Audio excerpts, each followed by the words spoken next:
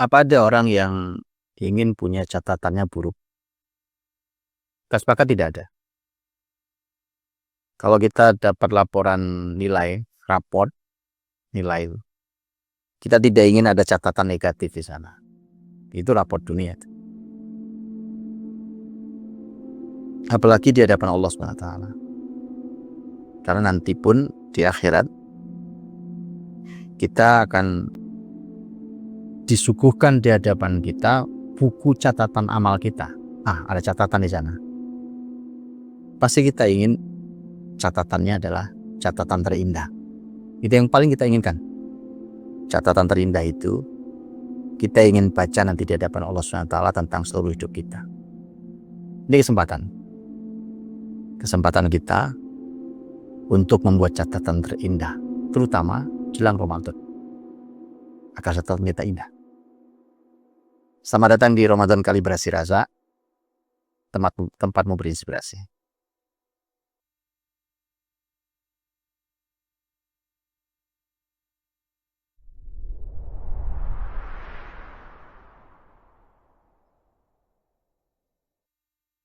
Setiap kita kalau beramal itu pasti semestinya hal yang paling menggelisahkan itu semestinya kalau sudah beramal adalah apakah amal itu diterima Allah.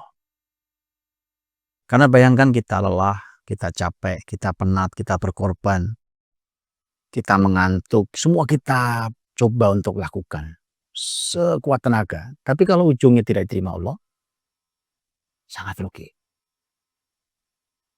Karenanya kita mesti meniru para salafus soleh dahulu. Ulama kita dulu mengajarkan kalau sebelum Ramadan itu 6 bulan sebelum Ramadan berharap bertemu Ramadan. Dan setelah Ramadan 6 bulan berikutnya itu berharap bahwa amal Ramadan diterima Allah SWT. Karena itu kegelisahan terbesar orang-orang mulia, orang baik kalau sudah beramal. Jadi paling penting adalah diterima Allah atau tidak diterima Allah. Nah, amal itu kalau diterima Allah diangkat ke langit. Allah berfirman, "Ilaihi yas'adul kalimut thayyibu wal 'amalus shalihu yarfa'u." Kepada Allah lah naiknya kalimat-kalimat yang baik. Dan amal soleh mengangkatnya. Ini ada 2 tafsir kalau kita baca tafsirnya. Tafsir pertama yang mengatakan bahwa kalimat baik dan amal soleh itu akan mengangkat kemuliaan amal itu sekaligus mengangkat pelakunya, orang yang mengerjakannya, mengangkat derajatnya. Tapi tafsir yang kedua mengatakan bahwa kalimat-kalimat yang baik itu, kalimat baik, ucapan jujur, kalimat lisan yang mulia, menjaga diri dari kata yang kotor dan kasar. Kalimat-kalimat itu yang bisa mengangkatnya ke langit dan diterima Allah adalah amal solehmu. Jadi kalau kau iringi kalimat baik itu dengan perbuatan baik, maka perbuatan baik itu akan menarik semua amalmu naik ke langit. Ilaihi yas'adul kalimut thayyibu wal 'amalus shalih yarfa'u. Diangkatnya amal. Ya, diangkatnya amal karena Nabi Muhammad SAW itu sampai mengingatkan, ada orang-orang yang beramal itu tidak semua diterima amalnya. Bapaknya hadis Nabi SAW. Nabi sampai mengeluarkan kalimat begini. Salasatun la turfa'u salatuhum fawqa ru'usihim. Itu kalimatnya. Ada 3 kelompok orang yang sholat mereka tidak pernah diangkat melebihi kepala mereka. Ini kepala kita nih. Kita sudah sholat. Ternyata sholat kita tuh nggak ada gunanya. Artinya bahkan tidak melewati kepala kita itu karena memang tidak diterima Allah. Lo nggak mau terima sholat itu. Kalau dalam hadis ini ada 3 kelompok. Kelompok pertama adalah seorang imam. Imam yang mengimami sholat sebuah masyarakat, tapi masyarakatnya benci sama dia. Ini satu. Yang kedua, kelompok kedua itu adalah seorang istri. Nah, tadi imam, ini istri. Istri yang tidur malam, tapi suaminya dalam keadaan marah pada dia. Dua, itu kalau sholat nggak naik sholatnya. Yang ketiga adalah dua orang bersaudara yang bermusuhan. Ini kalau dalam hadis ini. Dua ada hadis Nabi yang lain yang menjelaskan tentang bahwa amal itu memang kalau tidak diterima Allah tidak naik. Nah, disitulah ada 3 hadis Nabi tentang waktu, yaitu waktu kapan amal itu diangkat naik pada Allah SWT. Nabi memberikan sampai mengungkap dengan petunjuk Allah, membongkar tentang kapan amal itu dilaporkan naik pada Allah oleh para malaikat. Ada tujuannya itu. Nanti tujuannya kita bicara nanti. Tapi kapan waktu itu? Ada 3 hadis Nabi yang berbeda-beda waktunya. Lihat yang pertama.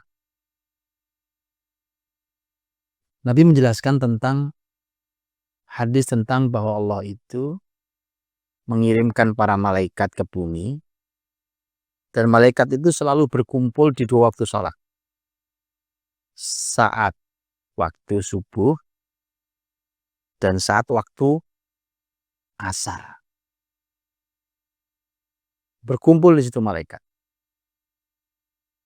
Waktu subuh, malaikat yang sudah semalaman mencatat amal kita, sampailah di waktu subuh, bertemu dengan malaikat yang baru datang bertugas. Maka malaikat yang sudah semalaman itu naik ke langit melaporkan amal kita.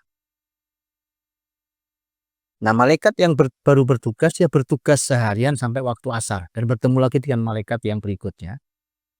Yang bertugas berikutnya, malaikat yang sudah bertugas seharian naik ke langit melaporkan waktu di waktu asar. Subuh, asar. Itu hadis pertama. Hadis yang kedua, Nabi SAW menyampaikan dalam hadis beliau bahwa amal itu dilaporkan kepada Allah hari Senin dan hari Kamis.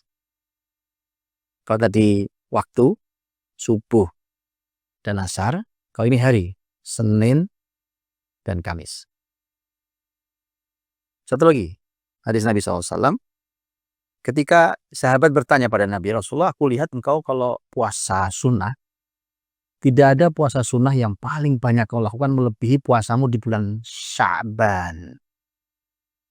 Nabi SAW mengatakan bahwa itu adalah bulan dilaporkannya amal.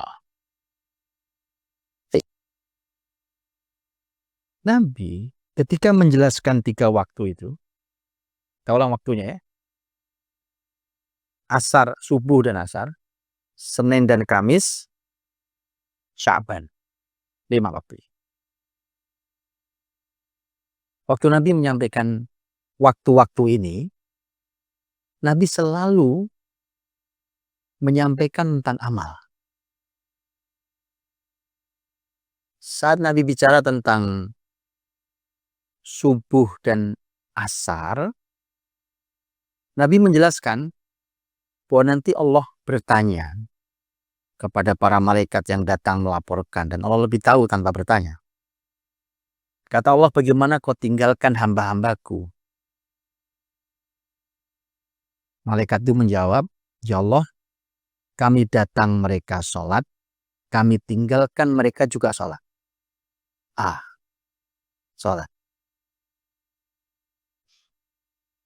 Berbeda dengan sholat, yaitu Senin, Kamis, dan Sya'ban, Nabi mengatakan, mengapa saya puasa Senin, sebagai puasa sunnah? Mengapa puasa Sya'ban? Mengapa puasa Senin dan Kamis, sebagai puasa sunnah? Dan mengapa banyak puasa sunnah di bulan Sya'ban? Kata Nabi mengatakan, saya ingin diangkatnya amal saya dalam keadaan saya sedang berpuasa. Puasa. Jadi nampaknya ini dua amal ini adalah amal yang sangat mulia untuk catatan terakhir malaikat ketika melaporkan amal kita. Sholat dan puasa. Ulama menjelaskan.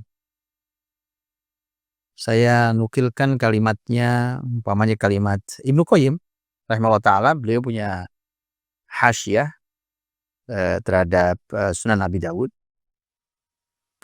Ibnu Qayyim mengatakan bahwa menggabungkan 3 hadis tadi itu, amal itu ada yang dilaporkannya setiap hari, yaitu dilaporkannya saat subuh dan asar.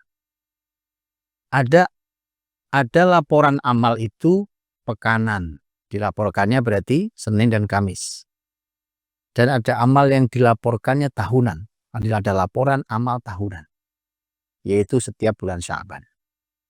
Kalau seseorang sudah meninggal, maka semua amalnya akan dikumpulkan, dilaporkan, dan buku amalnya ditutup.